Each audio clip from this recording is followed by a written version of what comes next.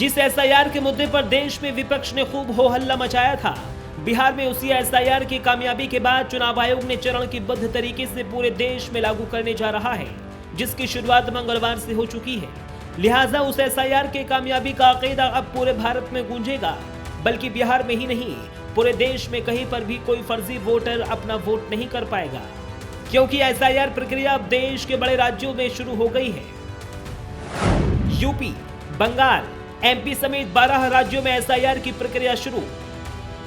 ये प्रक्रिया तमिलनाडु, केरल, छत्तीसगढ़, गोवा, गुजरात, पुडुचेरी, अंडमान और निकोबार द्वीप समूह और लक्षद्वीप में भी होगी। एसआईआर की प्रक्रिया 4 नवंबर से लेकर 4 दिसंबर तक जारी चलेगी। इस प्रक्रिया में कुल 51 करोड़ मतदाता शामिल होंगे। इस चरण में बूथ लेवल अधिकारी बीएलओ घर घर जाकर मतदाताओं से गणना फॉर्म भरवाएंगे, जिससे फर्जी या पुरानी एंट्रीज हटाई जा सके और नए योग्य मतदाताओं को जोड़ा जा सके। इस प्रक्रिया में 13 तरह के दस्तावेजों की आवश्यकता होगी। खास बात यह है कि आधार कार्ड को इस दस्तावेज में शामिल नहीं किया गया है। जिन 12 राज्यों में एसआईआर की प्रक्रिया शुरू हो रही है, उन राज्यों में देश का सबसे बड़ा सियासी सूबा यूपी भी है, जो चुनाव आयोग की एसआईआर प्रक्रिया का स्वागत कर रहा है और एसआईआर को वर्तमान जरूरतों की मांग बताया जा रहा है। एसआईआर स्वागत योग्य कदम है, बहुत सही समय पर लाए हैं।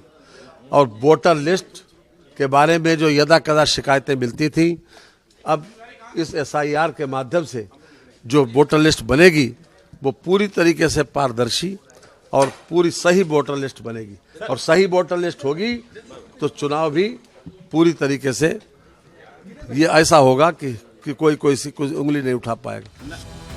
बिहार के बाद यह एसआईआर का ये दूसरा बड़ा चरण है, जहां सुप्रीम कोर्ट में भी इसी वैधता पर सुनवाई चल रही है। एसआईआर तो वैसे पूरे देश में होगा, लेकिन पहले इन 12 राज्यों को इसलिए आगे रखा गया क्योंकि दूसरे राज्यों से पहले इन राज्यों में अगले चुनाव होने हैं। इसलिए चुनाव से पहले इन राज्यों की वोटर लिस्ट शुद्ध हो जाए। चुनाव आयोग की यही कोशिश है। अब इन राज्यों में चुनाव कब है, एक नजर इस पर भी डाल लेते हैं। 2026 पश्चिम बंगाल, केरल, तमिलनाडु, पुडुचेरी। 2027 गोवा, गुजरात और उत्तर प्रदेश।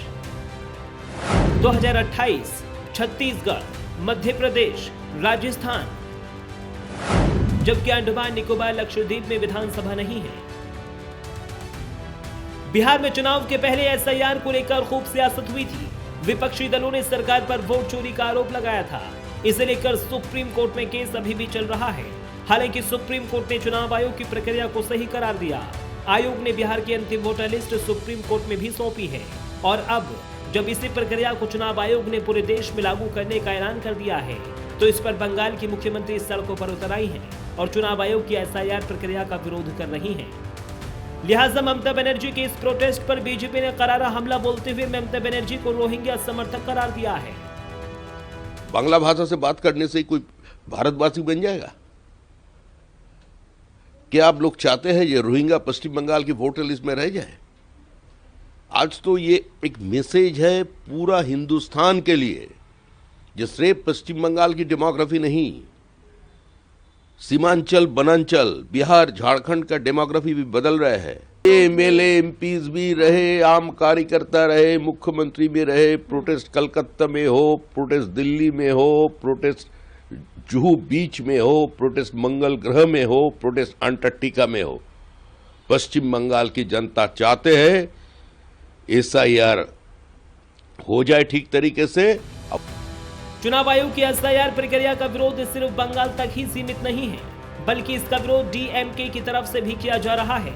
साथ ही चुनाव आयोग की एसआईआर प्रक्रिया को फिर से सुप्रीम कोर्ट में चुनौती देने की बातें दोहराई जा रही हैं।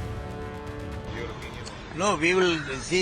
We think that we will get some good instructions from the Supreme Court, and the SAR should be done as per the Supreme Court's directives and instructions. If there is any violation, we will once again go to court and see that the Election Commission had violated the order of the Supreme Court.